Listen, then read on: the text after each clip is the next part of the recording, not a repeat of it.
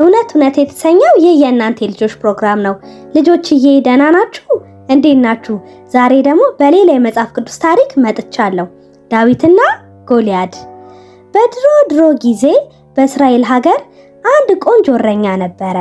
ስሙ ዳዊት ይባላል። እግዚአብሔርን በጣም ይወድ ነበረ እና ዳዊት ቀኑ ሙሉ በጎቹን ሲንከባከብ ነበር የሚውለው። ዳዊት ጦረኛ አልነበረም፣ ግን አንድ ትንሽ ጎበዝ ልጅ ነበረ። አንድ ቀን ትልቅ ችግር ተፈጠረ። አንድ ትልቅ ግዙፍ ጠንካራ ስሙም ጎልያድ የሚባል ሰውዬ እስራኤልን ሊወጋ መጣ።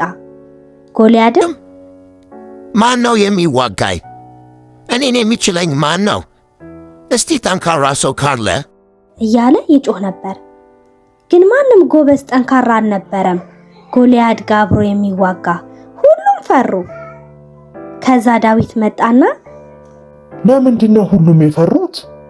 እግዚአብሔር እኮ ከኛ ጋር ነው አለ። ዳዊትም ንጉሱ ጋር ሄደ። እኔ ዋጋለሁ፣ እኔ ከዛ ትልቅ ሰውዬ ከጎልያድ ጋር ዋጋለሁ አለ።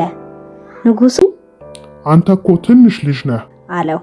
ዳዊትም እግዚአብሔር ከአንበሳው ከድቡ አድኖኛል፣ ከጎልያድም ያድነኛል አለ። ዳዊትም ምንም የውጊያ ልብስ ሳይለብስ ብቻ 5 ትንንሽ ድንጋዮች ለቀመ። ወደ ጦር ሜዳም ሄደ። ጎልያድም እኔ ውሻ ነኝ እንዴ በበትር ምስመታው አለው። ዳዊትም አንተ በሰይፍ መጣህ፣ እኔ ግን በእግዚአብሔር ስም እመጣብሃለሁ አለው።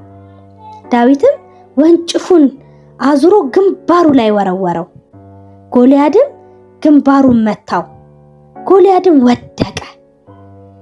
ዳዊት በእግዚአብሔር ስም ስለታመነ አሸነፈ። ስለዚህ ያ ትንሽ እረኛ አሸናፊ ሆነ። ልጆችዬ ምንም ያህል ትንሽ ብትሆኑ እግዚአብሔር ያግዛችኋል። ምንም ማድረግ ትችላላችሁ። እሺ፣ ወዳችኋለሁ።